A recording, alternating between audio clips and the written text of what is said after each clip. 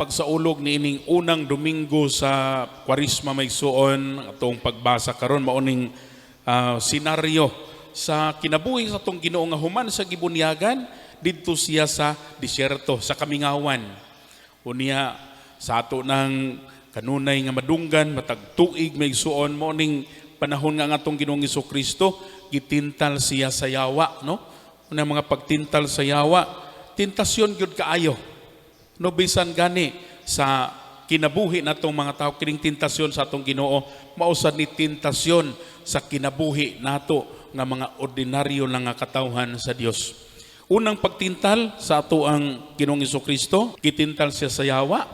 Una, gingnan siya, kun anak ka sa Dios, himo ang pan kining bato. Kini magsuon dako kining tentasyon ngadto sa atong Ginoong Hesukristo. Ngano man tungod kay ngatong Ginoong Hesukristo niining panahon na may suon, gigutom siya pag-ayo. Kanong gigutom siya, nagpuasa siya 40 ka adlaw, 40 ka gabi siya nagpuasa sa disyerto, wala siya mukaon. Tentasyon kinistanen sa iyang kagutom siyang panginhanglan sa pagkaon. Ang yawa bright ka istanen, nahibaw ang yawa unsay gikinahanglan aning Hesus. Gigutom sa pag-ayo, gitintal niya sa pagingon, kun anak ka sa Dios, himo ang pan kining bato. Tentasyon kina kun gutom kay kastanan nya duna kay gahom nga pwede kang mohimo og pan gikan sa mga bato, magpatintal ka dali kay nimong madjikon himuon og pan ang mga bato aron matagbaw nimo ang imong kagutom. Apan unsay gingon sa tong Ginoo, dili mabuhi ang tao sa pan lamang. Unya ikaduhang tentasyon sa yawa, mauning gipakitaan siya sa tanang mga kaanindot sa kalibutan, mga syudad sa kalibutan, ang tanang magingharian sa kalibutan. Og si Satanas niingon, gihatag ning tanan nako, ako anani, og doon ako'y katungod sa paghatag niini, ni bisan kinsa nga gusto na kong hatagan. Ako ning ihatag nimo Hesus, kun muluhod ka sa akong atubangan. Grabe kay ini na tentasyon maigsuon, tentasyon sa pag-angkon og mga butang og bandi. Apan ang atong Ginoo ningon siya, ayaw tintala ang Ginoo nga imong Dios. Uningon ang atong Ginoo dinhi sa atong sa pagtintal niya, ningon ang atong Ginoo, ang Dios lamang ang simbaha ug siya lamang ang alagari. Dili ka muluhod bisan unsa kundi ang Dios lamang mo imong simbahon. Wala siya mudawat sa mga bahandi nga gi-offer ngadto niya. Ikatulo maigsuon mauning tentasyon sa gahom. Ningon ang Ebanghelyo, ipahiluna si Jesus dito sa kinatumyang bahin sa Templo sa Jerusalem. Ug ningon ang yawa, kung anak ka sa Dios, ambak kadto sa ubos. Kay nag-ingon ang kasulatan nga ang Dios magpadala sa iyang mga anghel aron magsapnay kanimo sa iyang mga bukton, sa ilang mga bukton, aron dili madugmok sa mga bato bisan gani ang imong mga tiil. Unsa ni nga tentasyon maigsuon? Tentasyon sa gahom. Nahibaw ang yawa unsa may tumong sa yawa. Nahibaw ang yawa nga kani Hesus mangagninig daghang mataw magwali unya ni siya. Kani Hesus manawag unya nig daghan niyang mga sumusunod. Og ningon ang yawa, Hesus, hibaw ko nimo imong tumong magwali unya ka. Ay na lang pag hago-hago og wali, ay na lang pag adtog mga lagyong dapit. Kung ang mga tao makakita nimo nga muambak kagikan sa tumoyng bahin sa templo ngadto sa ubos, inigabot nimo ngadto sa ubos, dili ka maunsak tungod kay sapnayon kas mga anghel sa ilang mga bukton. Ang mga tao mobilib na nimo, dili nakakinahanglang magwali. Ang mga tao mutuo na nimo. Ambak ngadto sa ubos. Panangatong Ginoo ningon siya, ayaw tintala ang Ginoo nga imong Dios. Maigsuon kining maong pagtintal sa yawa, maubiyan ni tentasyon sad sa matag usa nato. Hinumduman na nato igsoon. Kanang tentasyon sa pagpakasala tungod sa pag-angkon og mga butang, mao nay pagsugot sa kabubuton sa yawa. Nganong mag-ilog ang mga tao sa mga bahandi sa kalibutan, mao nay pagsugot sa kabubuton sa yawa. Karon ngano man ang ilog naman ang dagko kayong mga nasod. Dako na kailahang nasod, mangilog pagyud sila laing nasod. Gubaton pag yun nila, nga naman, gusto pag sila nga mudako pag yun ang ilahang nasod, mudako pag yun ang ilang syudad, mudako pag yun ang ilahang gahom. Nga naman na, tentasyon na maigsuon, sahay kita, maumanay ato ang tentasyon, palit ganitaw, usa ka butang atong gipangandoy, nindutan kay ta malipay ta. Apan inigtan-aw nato sa tong butang malipay ta tuod-tuod. Makakita na butang mas nindot pa man tong iya mangita na pukog lain, palit pukog sama siya ha. Oh, makapalit na pukog sama siya ha. Sunod si mananaan na po'y mas nindot pa. Dili ka matagbaw ngano man ang yawa sigig sulsul nimo. Sige gyud, pangandoy pag gyud. Sige gyud. Napay daghan ana. Ako na ihatag nimo. Usay mahitabo ang mga tao mukutlo na lag kinabuhi, manulis, mangawat, manaog-daog sa uban. Ang mga tao diha sa ilang pagpangandoy og mga butang, manikas na lang sa ilang isikataw. Karon kinsa may atong tumanon sa atong ebanghelyo. Kung nanikas gani kasi mong isikataw, ang imuhang pangandoy sa mga butang, buot kang mo angkon og mga butang hangtod nga ikaw makasa ngadto sa uban. Tuwa ka sa kampo ni Satanas. Kita ganahan magitag langit, no? Ganahan magitag kaluwasan.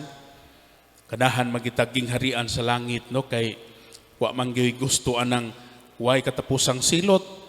Wa gyud gusto imperno, no? Bisag kinsa na dihang mga hardened criminals kadtong mga maldito na kay mga tao, ganahan magyapon sila og kaluwasan, ganahan magyapon sila og langit. Ang atong pagpangita sa gingharian sa langit, kinsay matong sundon? Si Satanas nga ningo sa sige pangandoy pag mga butang. Sige pangandoy pag gahom aron makadawat kag dakong gahom lab. Tikasin na sila, pamalitan na sila.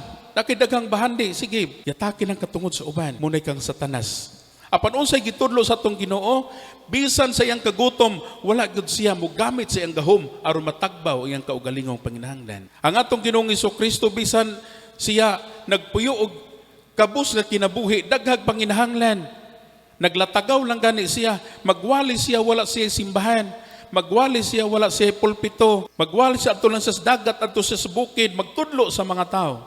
Apan siya dihang gioferan siyang Satanas, ihatag nako nimo ang tanang bahandi sa kalibutan. Tanang mga syudad sa kalibutan, mga nindot kay imuha na tanan. Muluhod ka lang sa akong atubangan.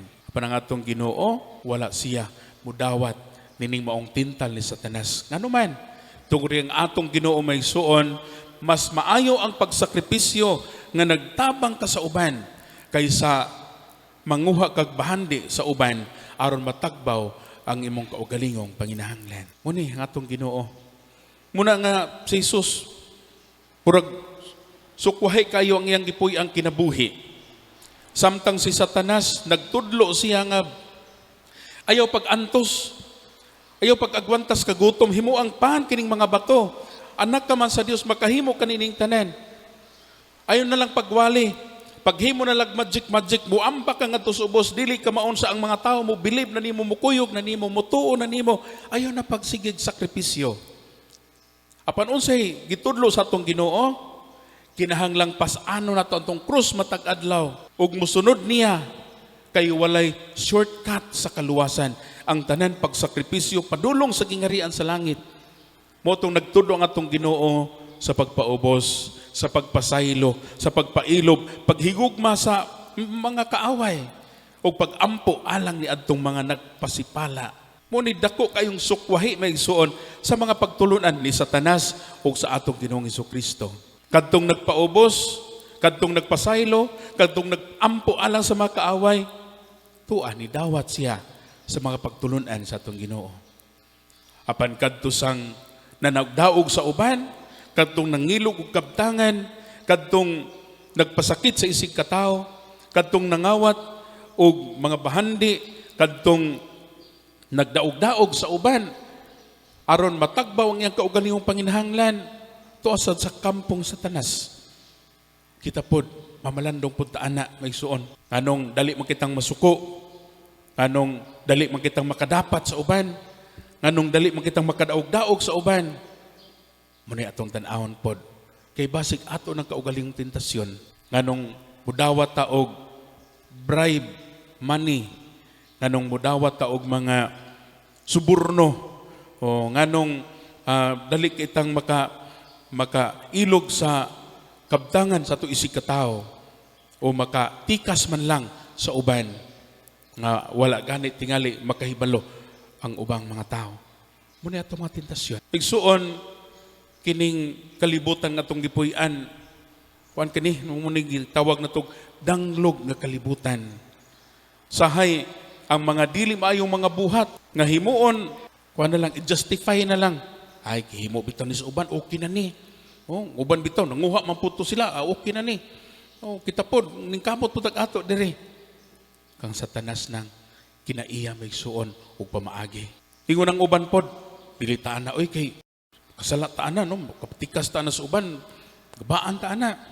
No, narabatay pamilya in taon niya, di ta napakanon natog mga matinikas ng atong pamilya, luoy kinastanan. Bahalag magkalisod ta, bahalag pobre ta, no?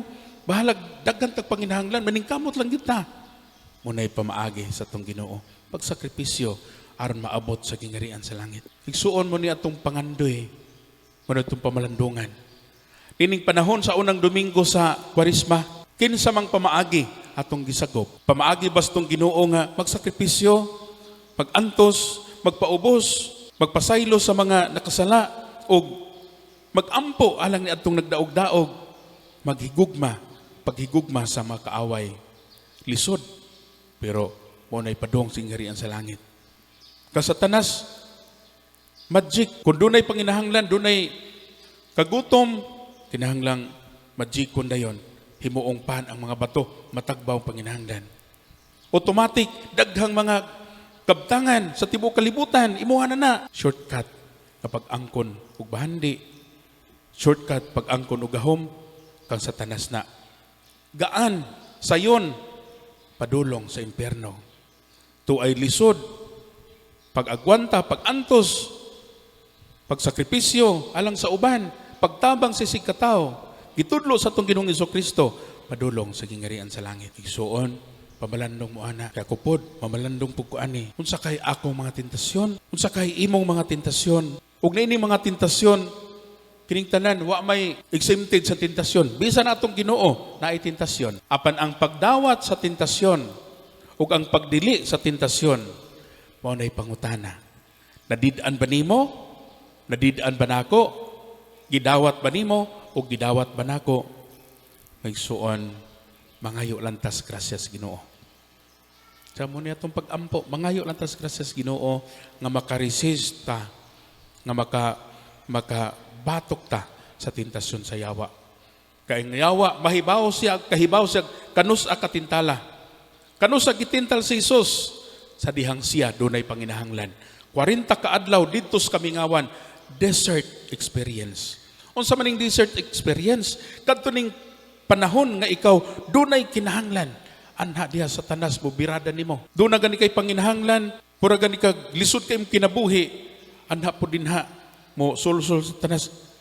Gutom na kay ka, na kay panginahanglan oh. Ngo sa tanas kakita ko na, kawatan na lang to, wabitin na kakita. Anha diha birada ang yawa may suon sa panahon nga ikaw dunay kinahanglan. Desert experience. Muna kita, mangayo lantas gracias Ginoo. Sama sa uban mo ingon, okay na ni, tal, isod kayong kinabuhi, kang Satanas. Apan, doon sa uban nga, dili gid ta ana, bahalag, mapas mo tas kagutom, dili gid ta mangawat, dili gid ta mapatay, dili gid ta manulis, magpuyot tang may kinabuhi. Gikan sa atong Ginoong Jesucristo kinaiya.